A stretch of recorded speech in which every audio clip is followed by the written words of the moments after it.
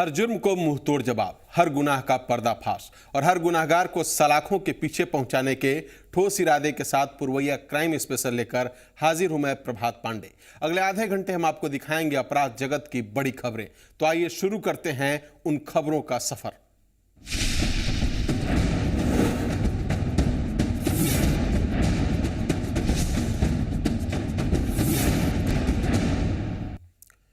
सीता की धरती पर नवरात्र के 7वें दिन हुआ सबसे बड़ा पाप। यहां 3 लोगों ने घर में दावा बोलकर पहले उस घर की बेटी के साथ गैंगरेप किया और फिर बेटी के सामने ही मां को भी बना डाला अपनी हवस का शिकार। नवरात्र में सबसे बड़ा पाप, मां और बेटी से सामूहिक बलात्कार।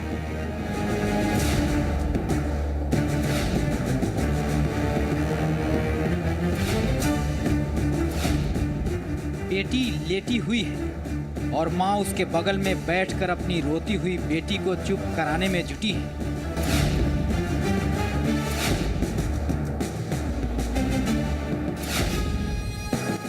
हालांकि इसकी बेटी के साथ जिन लोगों ने दरिंदगी की, उन्होंने इसे भी अपनी हवस का शिकार बनाया।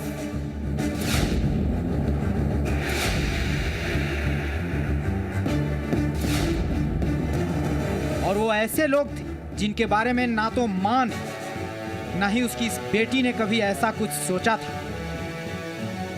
तारा मम्मी के पटाखलक तो मम्मी हला करलक, बाहर निकल सब टोला के लोग जुटल व जले भाग गेला। तुम्हारे साथ क्या हुआ? बलात्कार केलक। कौन लोग किए? नमीन परमीन। कै लोग थे? कितने लोग थे? 3 लोग थे। कब हुआ है घटना? 10 बजे। साथ भी कुछ किया? जी। क्या किया? हमारे साथ बलात्कार किया। आपके साथ भी बलात्कार किया? जी। आप बेटी के साथ किया? बेटी के साथ। पहले से कुछ दुश्मनी चल रहा था? जी ना, कुछ नहीं। कुछ दुश्मनी नहीं? कोई दुश्मनी नहीं। एकदम भीतला बाग बगल में घर है, बगल साइड में। कि कब का घटना है? 10 बजे दिन का? जी। किया है तो गांव का लोग सब नहीं आया है? पूरे मोहल्ला भाईजी सब जुट रही है। गांव के आदमी तो हल्ला पड़ ली तो पूरा ही हल है। हमारे पूरा मोहल्ला बगल में सब जुट रही है तो भाग चल रही है। ये मामला सीतामढ़ी के कन्हौली थाना इलाके के एक गांव का है। इस महिला के मुताबिक वो किसी काम से घर से बाहर गई हुई थी, तभी उसके घर के ठीक बगल में रहने वाले 3 भाइयों ने किसी बात पर इसके बच्चों की पिटाई शुरू कर दी और फिर बुरी तरह पिटाई करने के बाद इसकी बड़ी बेटी के साथ तीनों ने सामूहिक दुष्कर्म किया।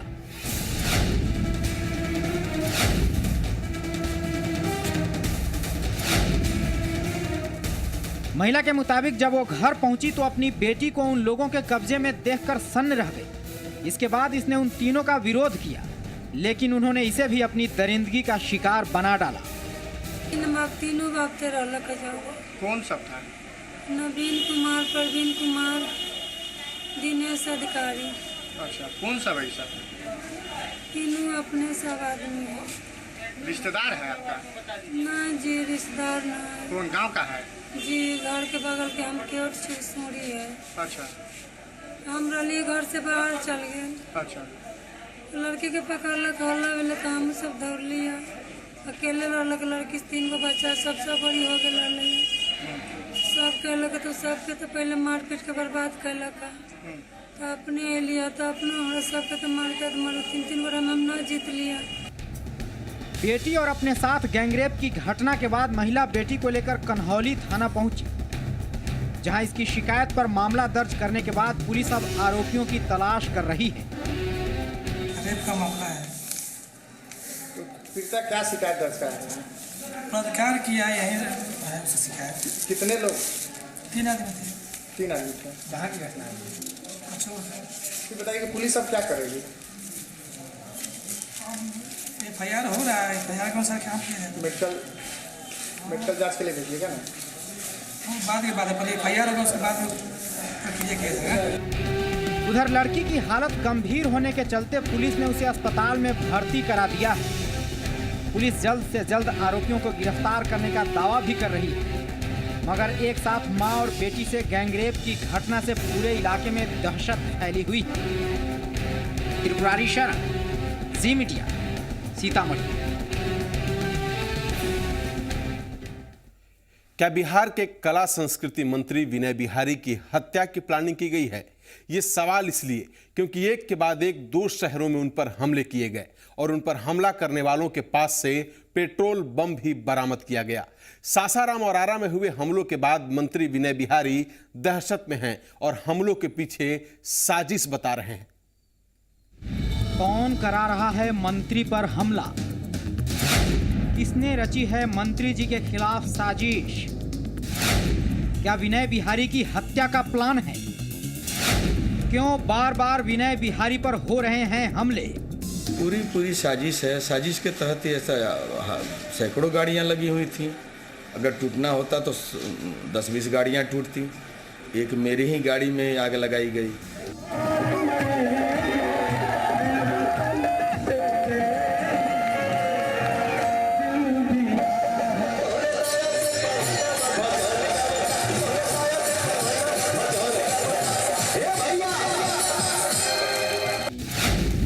दो रात, 2 जगह, 2 दिग्गज।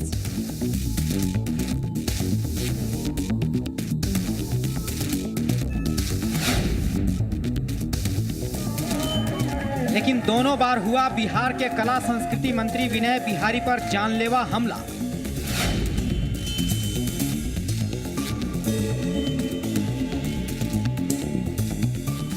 और दोनों बार मंत्री विनय बिहारी पर हमला तब हुआ जब वो कला संस्कृति निदेशालय के मंच से लोगों को संबोधित कर रहे थे या फिर निदेशालय द्वारा आयोजित सांस्कृतिक कार्यक्रम में खुद मंच से लोगों को झूमते नाचते हुए गीत सुना रहे थे।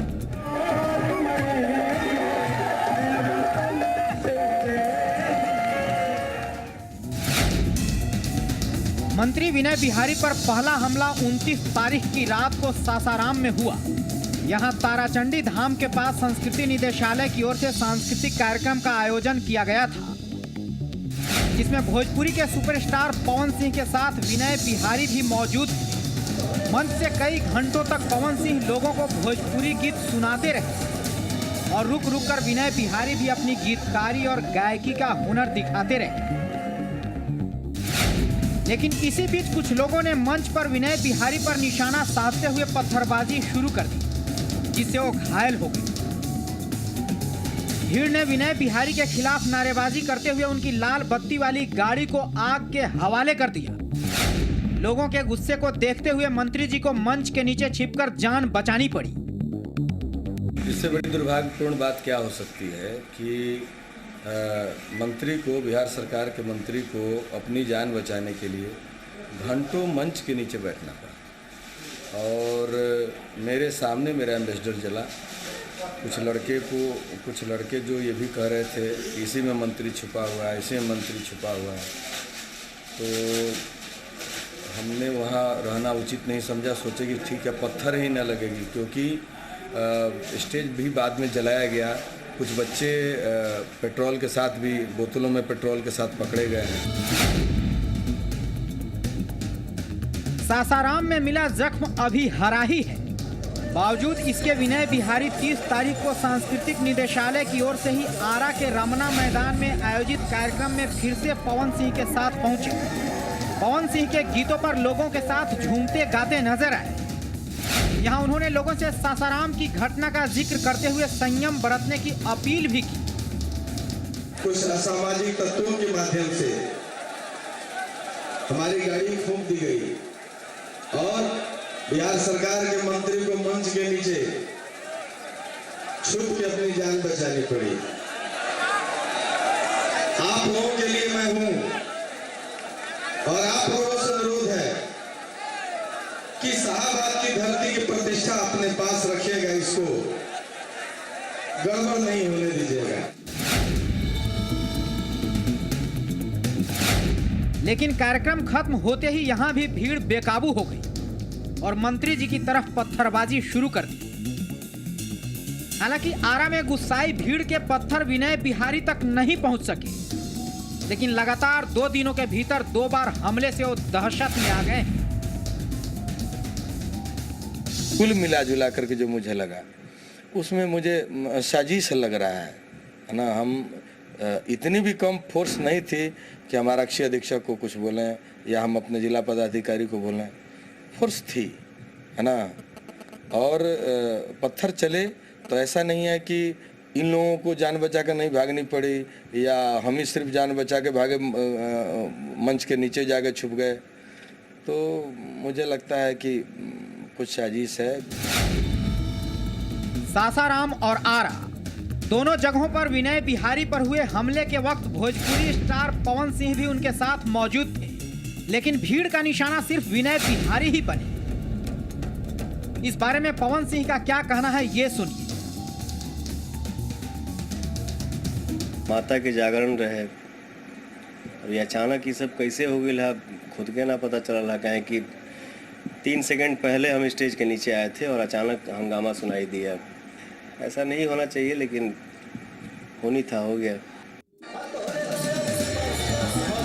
इसमें कोई दो राय नहीं कि भोजपुरी के स्टार गीतकार से मंत्री बने विनय बिहारी ने प्रदेश की कला और संस्कृति को बढ़ावा देने के लिए कई अहम काम किए हैं, लेकिन उन पर इन क्षेत्रों में कुछ खास लोगों पर विशेष मेहरबानी के आरोप भी लगते हैं। ऐसे में सवाल ये कि क्या हमले के पीछे कला और संस्कृति के क्षेत्र से जुड़े कुछ कुंठित लोगों का हाथ है, या फिर उनके कुछ सियासी दुश्मनों ने यह सब कराया है, या फिर दोनों जगहों पर हमला प्लान के तहत नहीं हुआ, बल्कि संगीत की महफिल में कुछ हुड़दंगियों ने यूं ही अपने फितूर की तार छेड़ दी। सासाराम से अमरजीत के साथ मनीष कुमार, जी मीडिया, आरा।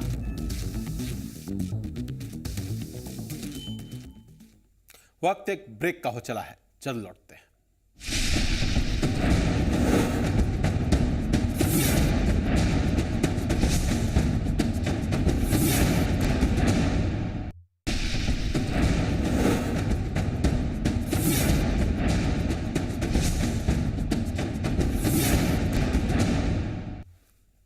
कुछ दिनों बाद पूरे बिहार में पैक्स यानी प्राथमिक कृषि साख सहकारी समिति के अध्यक्ष पद के लिए मतदान होना है, मगर पैक्स के चुनाव के पहले हर जगह माहौल तनावपूर्ण नजर आने लगा है और अब तो चुनाव में जीत हासिल करने के लिए खूनी खेल भी शुरू हो चुका है। औरंगाबाद जिले के उपहारा थाना परिसर में जीप के अंदर पड़ी ये लाश वीरेंद्र सिंह नाम के उस शख्स की है जो गोह ब्लॉक के हरिगांव का रहने वाला था।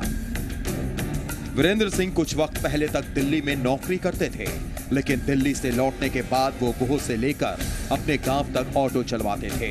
बताया जाता है कि मंगलवार की शाम वो ड्राइवर से हिसाब किताब करने के बाद घर लौट रहे थे, तभी कैथी मोड़ के पास कुछ लोगों ने उनकी हत्या कर दी। आपको किसी पर शक है? शक तो उन्हीं पर है, आओ का मैंने शक मैंने आओ दूसरा पर तो कुछ कोई इनसे कोई बैर भी कोई किस पर शक है? वही आदमी जो राजू विद्यार्थी जो क्या है अभी? क्या है वो पहले पैक्स अध्यक्ष था। वीरेंद्र सिंह की हत्या का पता चलने के बाद पूरे इलाके में सनसनी फैल गई। साथ ही उनके गांव सहित हसामपुर पंचायत के दूसरे गांवों में भी तनाव फैल गया, क्योंकि उनके घर वाले इसके हत्या के पीछे की वजह कुछ दिनों बाद होने वाले पैक्स चुनाव को बता रहे हैं और हत्या का आरोप पैक्स के पूर्व अध्यक्ष राजू कुमार विद्यार्थी पर लगा रहे हैं। मोबाइल पर सूचना मिला, सूचना मिला कि आपका चाचा को मर्डर करके फेंका कैथी सूर्य मंदिर लवारी के पीछे। फिर क्या? वहाँ पर गए, हम अपना गाड़ी लेके वहाँ पर गए तो देख रहे हैं कि हाथ उठ बांधा के गाड़ी में साइड पर पागल है। पैक्स के पूर्व अध्यक्ष राजू विद्यार्थी पर वीरेंद्र सिंह की हत्या का शक इसलिए जताया जा रहा है क्योंकि दिल्ली से लौटने के बाद वीरेंद्र सिंह ने उनके कामकाज के खिलाफ कई बार सवाल खड़े किए थे और इस बार के चुनाव में उन्हें धूल चटाने का ऐलान करते हुए अपने बड़े भाई योगेंद्र प्रसाद सिंह को उनके खिलाफ पैक्स अध्यक्ष पद के लिए मैदान में खड़ा कर दिया था। वीरेंद्र सिंह की हत्या के बाद उनके भाई ने भी राजू विद्यार्थी पर ही हत्या का आरोप लगाते हुए पुलिस में केस दर्ज कराया है। हमको जैसे कि भतीजा ने फोन पर बताया कि चाचा की हत्या, हम गाँव में थे, जनसंपर्क में थे, तो वहाँ जैसे ही तो भतीजा गया और कहा कि हत्या हमने का नाम जैसे सुना मैंने कपड़ा पहना वो है। किस पर शक है आपको?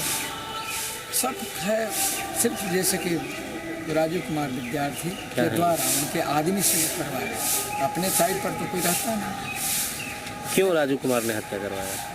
इसका यही षड्यंत्र है कि अगर जो ये आ जाते हैं तो मेरा समूचा पोल का खुलासा हो जाएगा, और पोल का खुलासा होने के बाद हमें भारी क्षति होगी। बहरहाल सच क्या है ये तो जांच के बाद ही पता चलेगा, लेकिन सबसे खतरनाक सच ये है कि पैक्स का चुनाव अब खूनी चुनाव होता जा रहा है।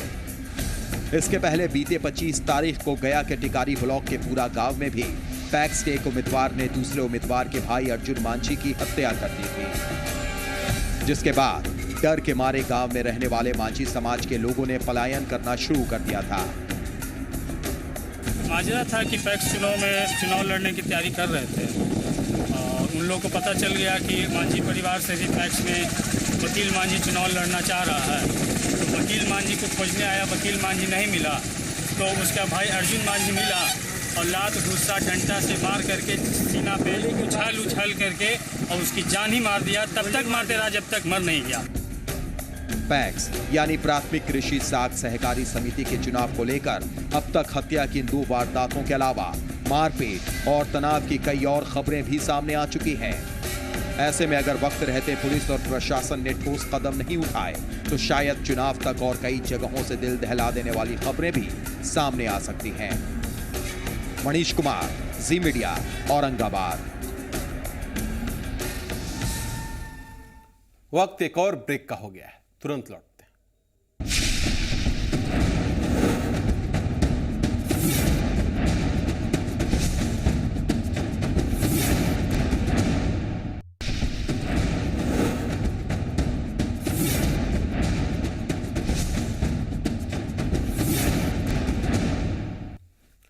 रेलवे में नौकरी दिलाने के नाम पर बेरोजगारों के साथ की जा रही है ठगी और धोखाधड़ी। 2.5 से 3 लाख रुपए में नौकरी दिलाने के नाम पर ठगों का गिरोह अब तक कई लोगों को चूना लगा चुका है, लेकिन ठगी करने वालों के झांसे में आए लोग नौकरी नहीं मिलने के डर से पुलिस को कुछ बताने से भी हिचक रहे हैं।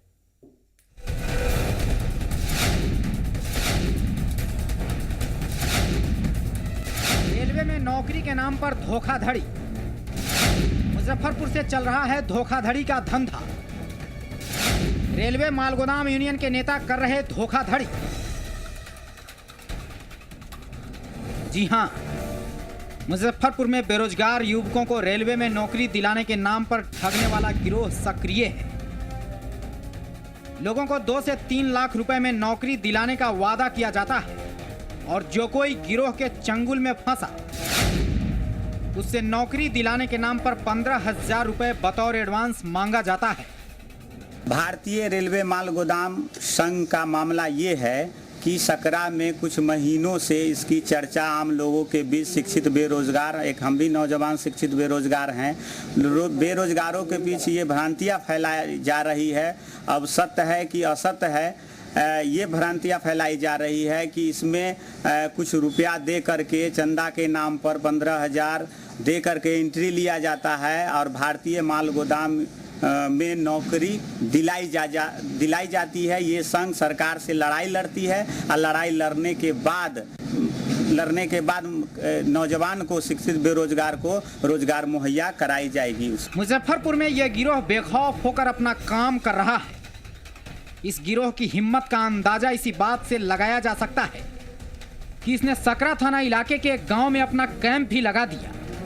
कुछ दिन पहले एक युवक ने पुलिस को ठगों के कैंप की खबर दी, जिसके बाद पुलिस टीम मौके पर पहुंची, लेकिन वहां उसे कोई कंप्लेंट नहीं मिला। फिर भी पुलिस शक के आधार पर रेल मालगोदाम कामगार यूनियन के कुछ नेताओं को थाने ले आई और पूछताछ के बाद उन लोगों को छोड़ दिया।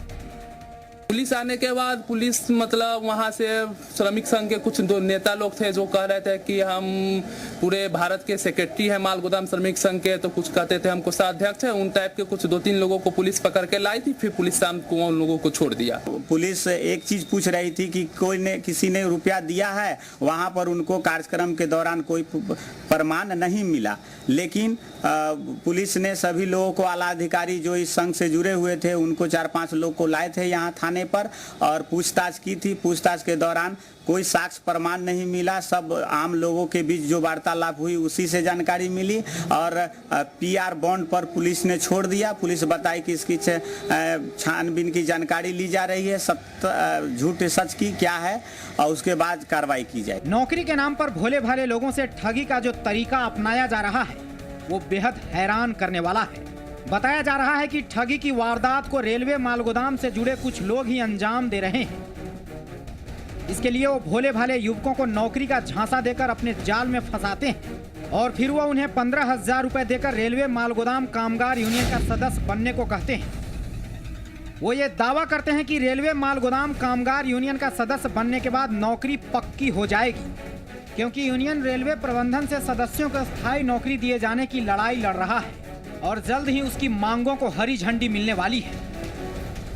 शहर में इस तरह से की जा रही ठगी का पता चलने के बाद SSP ने मामले की जांच के आदेश दे दिए हैं। जानकारी मिली थी, उसके उपरांत तत्काल पुलिस को निर्देशित किया गया। पुलिस जहाँ पे इस प्रकार का कार्यक्रम चल रहा था वहाँ पे जाके थाना स्तर के जो पदाधिकारी हैं उन लोगों ने वहाँ पे जांच किया और उसमें वहाँ पे स्वतः जो जितने भी लोग मौजूद थे उन सभी से पता किया गया कि किसी प्रकार की ठगी या पैसे इत्यादि लिया गया है। तो उस समय वहाँ पे कोई भी कंप्लेंट सामने नहीं आया। तो पुलिस को जो निर्देशित किया गया कि इस संबंध में कि इस प्रकार का कुछ मामला चल रहा है उसमें सनहा थाना में दर्ज की गई है और यदि कोई भी कंप्लेंट सामने आता है तो मामला दर्ज करके जो भी ऐसे व्यक्ति हैं जो ठगी करते हैं उनके विरुद्ध में जो कड़ी कार्रवाई की जाएगी। हालांकि SSP ने मामले की जांच के आदेश तो दे दिए, लेकिन पुलिस ने रेलवे कामगार संघ के कथित नेताओं को पकड़ने के बाद क्यों छोड़ दिया, इसे लेकर सवाल खड़े हो रहे हैं। कुछ लोगों का आरोप है कि पुलिस भी अब उन ठगों से मिल गई है। Arun Shrivastava, Zee media, Muzaffarpur. Purvodaya crime special में आज बस इतना ही। कल फिर होगी मुलाकात अपराध जगत की बड़ी खबरों के साथ। नमस्कार।